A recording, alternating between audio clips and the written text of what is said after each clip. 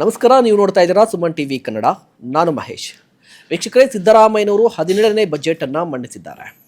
ಈ 17ನೇ ಬಜೆಟ್ನಲ್ಲಿ ಸಿದ್ದರಾಮಯ್ಯನವರು ರಾಜಧಾನಿ ಬೆಂಗಳೂರಿಗೆ ಏನು ಕೊಟ್ಟರು ಅನ್ನುವಂಥ ಪ್ರಶ್ನೆ. ಕಾರಣ ಏನು ಅಂತ ಹೇಳಿದ್ರೆ, ಬೆಂಗಳೂರು ಅಂತ ಹೇಳಿದ್ರೆ ಕೇವಲ ಒಂದು ಊರಲ್ಲ. ಬೆಂಗಳೂರು ಅಂತ ಹೇಳಿದ್ರೆ ಕರ್ನಾಟಕದ ಅಕ್ಷಯ ಪಾತ್ರೆ, ಕರ್ನಾಟಕದ ಕಾಮಧೇನು. ಇಡೀ ಕರ್ನಾಟಕವನ್ನು ಬೆಂಗಳೂರು ಸಾಕ್ತಾ ಇದೆಯಲ್ವ, ಹಾಗಾದರೆ ಬೆಂಗಳೂರಿಗೆ ಏನು ಕೊಟ್ಟರು, ಇದ್ರ ಬಗ್ಗೆ ಮಾತನಾಡಲಿಕ್ಕೆ ನಮ್ಮ ಜೊತೆಲಿದ್ದಾರೆ FKCCIನ ಉಪಾಧ್ಯಕ್ಷರಾಗಿರುವಂಥ ಸಾಯಿರಾಮ್ ಪ್ರಸಾದ್ ಅವರು. ಅವರನ್ನು ಮಾತನಾಡ್ಸೋಣ ಬನ್ನಿ. ಸರ್ ನಮಸ್ತೆ. ನಮಸ್ಕಾರ ಸರ್, ಸಿದ್ದರಾಮಯ್ಯನವರ ಬಜೆಟ್, ಸಿದ್ದರಾಮಯ್ಯನವರು 17ನೇ ಬಜೆಟನ್ನು ಮಂಡಿಸಿದ್ದಾರೆ. ಸೊ ಬಜೆಟ್ ಬಗ್ಗೆ ನಿಮ್ಮ ಫಸ್ಟ್ ರಿಯಾಕ್ಷನ್? ಮೊದಲನೇದಾಗಿ ಹೇಳಬೇಕಾದ್ರೆ, ಈ ಒಂದು 17ನೇ ಬಜೆಟ್ನ ಸಿದ್ದರಾಮಯ್ಯನವರು ಮುಖ್ಯಮಂತ್ರಿಗಳು ಇವತ್ತು ಮಂಡಿಸಿದ್ದಾರೆ. ನಾನು ಅಭಿನಂದನೆಗಳನ್ನ ಅವರಿಗೆ ಸಲ್ಲಿಸ್ತೀನಿ ನಿಮ್ಮ ಸುಮನ್ ಟಿವಿ ಮೂಲಕ. ಈಗಾಗಲೇ ಹೇಳ್ತಾ ಇದೆ, ಬೆಂಗಳೂರು ಅಂತ ಹೇಳಿದ್ರೆ ಕೇವಲ ಒಂದು ಊರಾಗಿ ಈಗ ಉಳ್ಕೊಂಡಿಲ್ಲ. ಕರ್ನಾಟಕದ ಕಾಮಧೇನು ಅಕ್ಷಯ ಪತ್ರ, ಇಡೀ ಕರ್ನಾಟಕವನ್ನ ಬೆಂಗಳೂರು ಸಾಕ್ತಾ ಇದೆ. ಈ ಬಜೆಟ್ನಲ್ಲಿ ಬೆಂಗಳೂರಿಗೆ ಏನು ಕೊಟ್ಟಿದ್ದಾರೆ ಅಂತ ಅನಿಸ್ತಾ ಇದೆ? ಬೆಂಗಳೂರಿಗೆ ಇವಾಗ ಒಂದು 4,000 ಕೋಟಿ ಕಾರಿಡಾರ್ ರಸ್ತೆ ಕೊಟ್ಟಿದ್ದಾರೆ. ಪೆರಿಪಲ್ ರಿಂಗ್ ರೋಡ್ಗೆ ಅಭಿವೃದ್ಧಿಗೆ ಅದಕ್ಕೆ ಬಜೆಟ್ನಲ್ಲಿ ಹಣವನ್ನು ಮೀಸಲಿಟ್ಟಿದ್ದಾರೆ. ಇನ್ನು ಸಾಕಷ್ಟು ಇನ್ಫ್ರಾಸ್ಟ್ರಕ್ಚರ್ಸ್ಗಳಿಗೆ ಜಾಸ್ತಿ ಒತ್ತನ್ನು ಕೊಟ್ಟಿದ್ದಾರೆ. ಇನ್ನಷ್ಟು ಜಾಸ್ತಿ ಕೊಡ್ಬೋದಿತ್ತು, ಆದರೆ ಅವರ ದೂರದೃಷ್ಟಿ ಬಿಯಾಂಡ್ ಬ್ಯಾಂಗ್ಳೂರ್ ಅಂತ ಮಾಡೋದು ಒಂದು ದೂರದೃಷ್ಟಿಯಿಂದ ಬಿಯಾಂಡ್ ಬ್ಯಾಂಗ್ಳೂರಿಗೂ ಜಾಸ್ತಿ ಒತ್ತು ಕೊಟ್ಟಿದ್ದಾರೆ.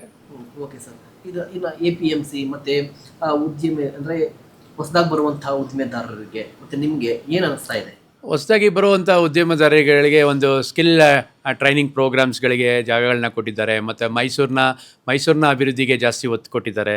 ಮತ್ತು ಮಂಡ್ಯದಲ್ಲಿ ಒಂದು EV ಟೆಕ್ ಪಾರ್ಕ್ ಅನ್ನೋದನ್ನ ಬಗ್ಗೆ ಒತ್ತು ಕೊಟ್ಟಿದ್ದಾರೆ. ಸಾಕಷ್ಟು ಬ್ಯಾಂಗ್ಳೂರು ಮತ್ತು ಬ್ಯಾಂಗ್ಳೂರಿಗೆ ನಿಯರೆಸ್ಟ್ ಇರುವಂಥ ಜಿಲ್ಲೆಗಳಿಗೆ ಹೆಚ್ಚಿನ ಆದ್ಯತೆಯನ್ನು ಕೊಟ್ಟಿದ್ದಾರೆ. ಓಕೆ ಸರ್, ಈಗ ನೋಡಿ, ಈ ಕೈಗಾರಿಕೆಗಳು ಅಂತ ಹೇಳಿದ್ರೆ ಸರ್ಕಾರ ಎಲ್ಲರಿಗೂ ಉದ್ಯೋಗ ಕೊಡಲಿಕ್ಕಾಗಲ್ಲ. ಕೇವಲ 2% ಮಾತ್ರ ಸರ್ಕಾರ ಉದ್ಯೋಗ ಕೊಡಲಿಕ್ಕಾಗುತ್ತೆ. ಬಟ್ ಕೈಗಾರಿಕೆಗಳು ಅಂತ ಹೇಳಿದ್ರೆ ಎಲ್ರಿಗೂ ದೊಡ್ಡ ಅಸೆಟ್ ಏನು ಅಂದರೆ ಉದ್ಯೋಗಗಳನ್ನು ಕೊಡ್ತೀರಿ, ಮತ್ತು ಆದಾಯವೂ ಕೂಡ ಜಾಸ್ತಿ ಕೊಡೋದು ನೀವೇ. ಸೊ ನಿಮ್ಮ ಇಂಡಸ್ಟ್ರಿಗೆ ಈ ಬಜೆಟಿಂದ ಏನು ಸಿಕ್ಕಿದೆ? ಸೊ ನಮ್ಮ ಇಂಡಸ್ಟ್ರಿಗೆ ಈ ಬಜೆಟಲ್ಲಿ MSMEಗೆ ಜಾಸ್ತಿ ಒತ್ತು ಕೊಡಬೇಕಾಗಿತ್ತು, ಇನ್ನಷ್ಟು ಜಾಸ್ತಿ ಕೊಡಬೇಕಾಗಿತ್ತು. ಈಗ ಸ್ವಲ್ಪ MSMEಗಳಿಗೆ ಕೊಟ್ಟಿದ್ದಾರೆ. ಯಾಕೆ ತಾವು ಹೇಳಿದಾಗೆ ಒಂದು ಉದ್ಯೋಗವನ್ನು ಕೊಡುವಂಥ ಇದು MSMEಗಳು ಜಾಸ್ತಿ ಕೊಡ್ತಾರೆ. 97% ಆಫ್ ಏನು ಎಂಪ್ಲಾಯೀಸ್ ಇದ್ದಾರೆ ಅವರು ಅಷ್ಟೂ MSMEಗಳಿಂದ ಬಂದವರೆ, MSMEಗಳಲ್ಲಿ ಇರುವಂಥವ್ರೆ. ಅದರಿಂದ MSMEಗಳಿಗೆ ಜಾಸ್ತಿ ಒತ್ತು ಕೊಡಬೇಕಾಗಿತ್ತು. ಮಧ್ಯಮ ಕೈಗಾರಿಕೆ ಮತ್ತು ಬೃಹತ್ ಕೈಗಾರಿಕೆಗಳೇನಿದೆ ಅದು ಉದ್ಯಮ ಕೊಡುತ್ತೆ, ಆದರೆ ಅದಕ್ಕೆ ಒಂದು ಅಸೆಸರೀಸ್ನ ಫೀಡ್ ಮಾಡಬೇಕಾಗಿರೋದು, ಒಂದು ಅಸೆಸರೀಸ್ ಕಾಂಪೋನೆಂಟ್ಸ್ ಕೊಡಬೇಕಾಗಿರೋದು, ಸಣ್ಣ ಒಂದು ಮೆಟೀರಿಯಲ್ ಕೊಡಬೇಕಾಗಿರೋದು ಸಣ್ಣ ಉದ್ದಿಮೆಗಳೇ MSME. ಅದಕ್ಕೆ ಸ್ವಲ್ಪ ಇನ್ನಷ್ಟು ಹೆಚ್ಚಿಗೆ ಒತ್ತನ್ನು ಕೊಟ್ಟಿದ್ದರೆ ನಮಗೆ ಇನ್ನಷ್ಟು ಜಾಸ್ತಿ FKCCನವರಿಗೆ ಖುಷಿ ಆಗ್ತಾ ಇತ್ತು ಅಂತ. ಓಕೆ, ನಾನು ಈಗಾಗಲೇ ಪ್ರಶ್ನೆ ಕೇಳಿದ್ದೆ ಅನ್ಕೊಳ್ತೀನಿ. ಸಿದ್ದರಾಮಯ್ಯನವರು ಬಜೆಟನ್ನು ಮಂಡನೆ ಮಾಡುವ ಸಂದರ್ಭದಲ್ಲಿ ಎಲ್ಲ ಕ್ಷೇತ್ರದವ್ರನ್ನ ಕರೆದು ಬಜೆಟನ್ನು ರೆಡಿ ಮಾಡ್ತಾರೆ. ಅಂದರೆ ಎಲ್ಲ ಕ್ಷೇತ್ರದವ್ರನ್ನ ಕರೆದು ಏನು ನಿಮ್ಮ ಆಹ್ವಾನ ಅಥವಾ ಬೇಡಿಕೆ ಏನು ಅಂತ ಕೇಳಿರ್ತಾರೆ. ನಿಮ್ಮ ಸಂಸ್ಥೆಯಿಂದ ಹೋದಂತಹ ಸಂದರ್ಭದಲ್ಲಿ ಏನು ಬೇಡಿಕೆನ ನೀವಿಟ್ಟಿದ್ರಿ, ಆ ಬೇಡಿಕೆಗಳು ಅಟ್ಲೀಸ್ಟ್ ಒಂದಾದರೂ ಈ ಬಜೆಟಲ್ಲಿ ಈಡೇರಿದೆಯಾ? ಖಂಡಿತ. ಈ ಒಂದು ಬಜೆಟ್ನ ಮಂಡಿಸೋದಕ್ಕೆ ಮುಂದೆ ನಮಗೊಂದು 15 ದಿವಸಗಳ ಮುಂಚೆ, 20 ದಿವಸಗಳ ಮುಂಚೆ ನಮ್ಮನ್ನೆಲ್ಲ ಕರೆದಿದ್ರು. ನಿಮ್ಮ ಬೇಡಿಕೆಗಳೇನಿದೆ ಅನ್ನೋದ್ರ ಬಗ್ಗೆ ವಿಸ್ತಾರವಾಗಿ ನಾವು ಅವರಿಗೆ ಬೇಡಿಕೆಗಳನ್ನ ಕೊಟ್ಟು ಒಂದು ಬುಕ್ಲೆಟ್ನೇ ಮಾಡಿ ನಾವು ಕೊಟ್ಟಿದ್ದೀವಿ. ಅದರಲ್ಲಿ ಸುಮಾರು ಒಂದು 20-25% ಬಜೆಟ್ನ ನಾವು ಏನು ಕೇಳಿದ್ದೀವಿ ಅದನ್ನು ಮಾಡಿಕೊಟ್ಟಿದ್ದಾರೆ. ಅದಕ್ಕೆ ನಾನು ಅವರಿಗೆ ಧನ್ಯವಾದಗಳನ್ನು ಹೇಳ್ತೀನಿ. ಮುಖ್ಯವಾಗಿ MSMEಗಳಿಗೆ ಒತ್ತು ಕೊಡಬೇಕು ಅಂತ ಹೇಳಿದ್ವಿ. ನಾವು ಅಂದ್ಕೊಂಡಷ್ಟು ನಿರೀಕ್ಷೆಯಷ್ಟು ಜಾಸ್ತಿ ಕೊಡದೇ ಇದ್ರೂ ಸುಮಾರು ಒತ್ತುಗಳನ್ನ ಕೊಟ್ಟಿದ್ದಾರೆ. ಮತ್ತು ಬಿಯಾಂಡ್ ಬ್ಯಾಂಗ್ಳೂರು ಮತ್ತು ಟೆಕ್ ಪಾರ್ಕ್ಗಳನ್ನ ಮಾಡಬೇಕು ಅಂತ ಕೇಳಿದ್ವಿ, ಅದು ಕೂಡ ಸುಮಾರು ಒತ್ತು ಕೊಟ್ಟಿದ್ದಾರೆ. ಮತ್ತು APMCಗಳ ಅಭಿವೃದ್ಧಿಗೆ ವಿಶೇಷ ಬಜೆಟ್ ಕೊಡಬೇಕು ಅಂತ ನಾವು ಕೇಳಿದ್ವಿ. APMCಗಳಿಗೆ ವಿಶೇಷ ಬಜೆಟ್ನ ಒಂದು 64 ಕೋಟಿ ಒಂದು ಬಜೆಟ್ನ ಮೀಸಲಿಟ್ಟಿದ್ದಾರೆ. ಅದರೊಳಗಡೆ ಒಂದು ಹೊನ್ನಾವಳಿ ಮತ್ತು ಇನ್ನೊಂದು ತಾಲೂಕಿನಲ್ಲಿ 2 APMC ಹೊಸ ಮಾರುಕಟ್ಟೆಗಳನ್ನ ಮಾಡ್ತೀನಿ ಅಂತಲೂ ಹೇಳಿದ್ದಾರೆ.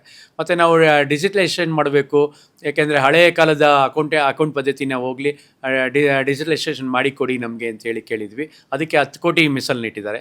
ಈಗ APMC ಕಂಪ್ಲೀಟ್ ಸರಳೀಕರಣ ಮತ್ತು ಒಂದು ಕಂಪ್ಯೂಟರೈಸೇಷನ್ ಮಾಡಲಿಕ್ಕೆ ಈಗ ಒಂದು 10 ಕೋಟಿಗಳಲ್ಲಿ ಅನುಕೂಲ ಆಗುತ್ತೆ ಅಂತ ನಾನು ಅಂದ್ಕೊಂಡಿದ್ದೀನಿ. ಮತ್ತು ದಿಲ್ ಮಾಂಗೆ ಮೋರ್, ಅದೆಲ್ಲರಿಗೂ ಗೊತ್ತಿರೋ ವಿಚಾರ.